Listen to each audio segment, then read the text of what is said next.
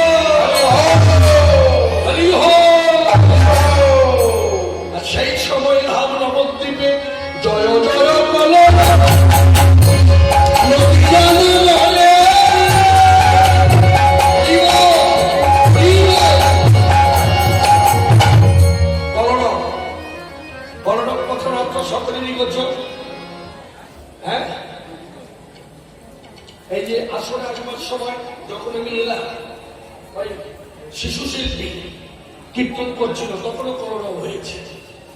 ওই কলরব আর এই কলরব এক নয়। এই কলরব কেমন? সবার মুখে মুখে হরিবল হরিবল হরিবল, আবার কেমন বলছে চিৎকার করে হরে কৃষ্ণ কৃষ্ণ কৃষ্ণ হরে হরে, হরে রাম রাম রাম হরে হরে।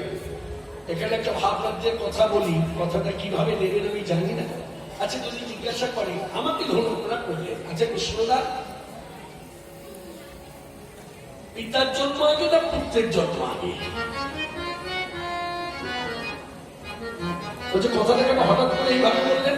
না জিজ্ঞাসা করছেন কৃষ্ণদয়া পিতার জন্ম আগে না পুত্রের জন্ম আগে?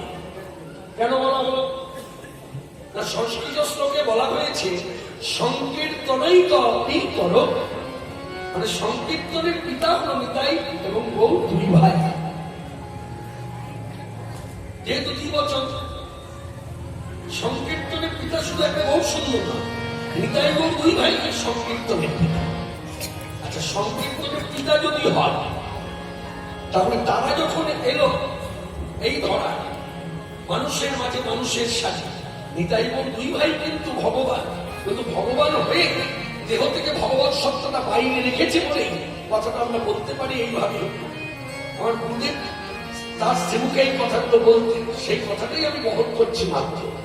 আমার গুরুদেবও যখন ব্যাসাসনে বসে বলতেন হরি কথা, তখন তিনি বলতেন যে ভগবান নিতাই গৌর দুই ভাই এলেন মানুষের মাঝে মানুষের সাজে জীব উদ্ধারী।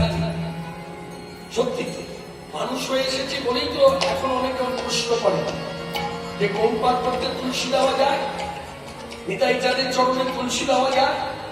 কই বলে না তো যে রাধা কৃষ্ণ জীবন সেবা করি কৃষ্ণের চরণে তুলসী দেওয়া যায়? বলে না। তাহলে এখানে কি অনুভব হচ্ছে? তার মানে ভেতরে একটা ভাবনা চলছে নিতাই গৌর কি ভগবান? ভগবান বলে মেনে নিতাম।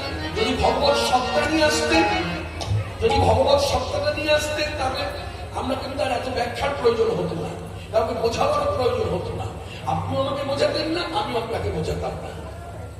যেমন কৃষ্ণ দত্ত কাউকে বোঝাতে হয়, কৃষ্ণ যে ভগবান সবাই জানে, লক্ষ্মীপতি নারায়ণ যে ভগবান সবাই জানে, আপামর জনসাধারণ জানে।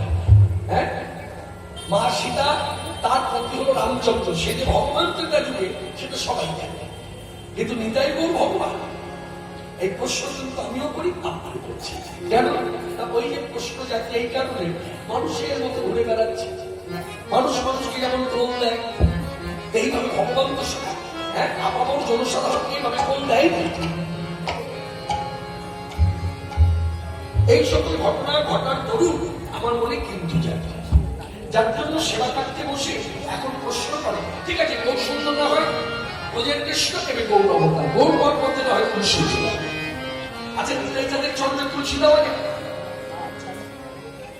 কি মনে হয় দেওয়া যায় কি যায় না? বক্তা বলার অপেক্ষায় থাকবে। ভক্তি রসে যারা ডুবে গেছে তারা গৌর সুন্দর চরণে যেমন তুলসী দেবে, নিতাই চাঁদের চরণেও তুলসী দেবে। নিতাই চাঁদ হল ব্রজের সাক্ষাৎ ভগবান বলরাম। এবার তিনি নাম ধরেছেন শ্রীমন নিত্যানন্দ প্রভু।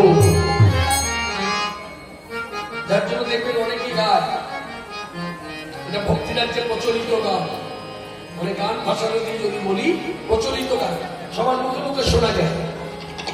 তুমি বোঝের বলাই, তুমি বোঝের বলাই, তুমি বোঝের বলাই, তুমি বোঝের বলাই, তুমি বোঝের বলাই, তুমি বোঝের বলাই, তুমি বোঝের বলাই, তুমি বোঝের বলাই, রোহিণী নন্দন বোঝের বলাই, রোহিণী নন্দন তুমি বোঝের বলাই, রোহিণী নন্দন বোঝের বলাই, রোহিণী নন্দন তুমি বোঝের বলাই। ভুল করবেন না, রোহিণী নয় রোহিণী নয়, উচ্চারণ হবে রোহিণী। রোহিণী নন্দন তুমি বোঝের বলাই, তুমি বোঝের বলাই, তুমি বোঝের বলাই, রোহিণী নন্দন তুমি বোঝের বলাই, রোহিণী নন্দন তুমি বোঝের বলাই। সত্যকে সংঘর্ষণ তুমিয়ে বলাই, সত্যকে সংঘর্ষণ তুমিয়ে বলাই, তাই ভক্তি এই ছোট ভাই তাই ভক্তি ছোট ভাই ওরে তুমি যে বলাই, তুমি বলাই, কলি যুগে বেদান্ত, কলি যুগে বেদান্ত, কলি যুগে বেদান্ত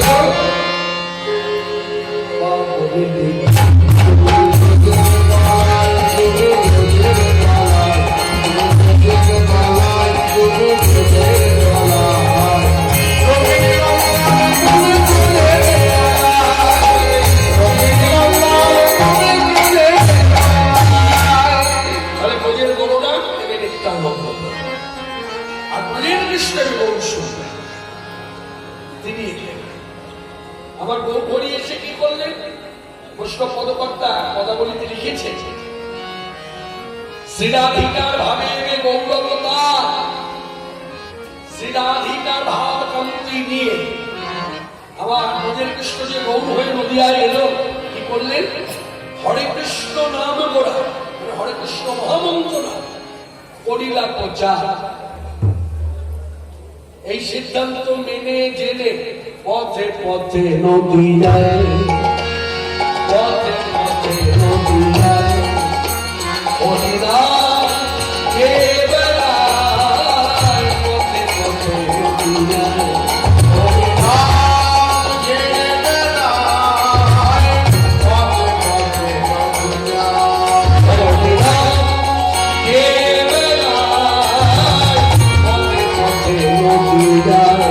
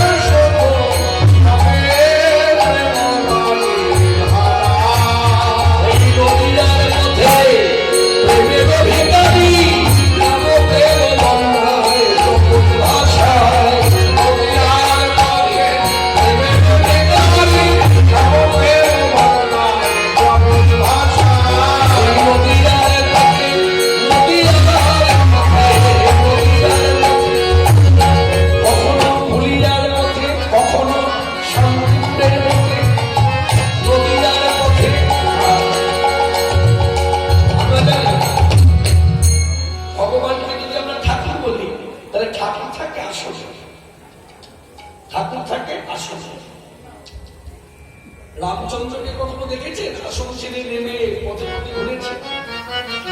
লক্ষ্মীপতি নারায়ণ দেবী দেখেছে কখনো পথে পথে ঘুরেছে আসন ছেড়ে? ভগবান শ্রীকৃষ্ণকে দেখেছেন আসন ছেড়ে পথে পথে ঘুরছে জীব উদ্ধারের লাগে? না, একমাত্র ব্যতিক্রম নিতাই গৌর দুই ভাই। তারা কি করলেন? আসন ছেড়ে।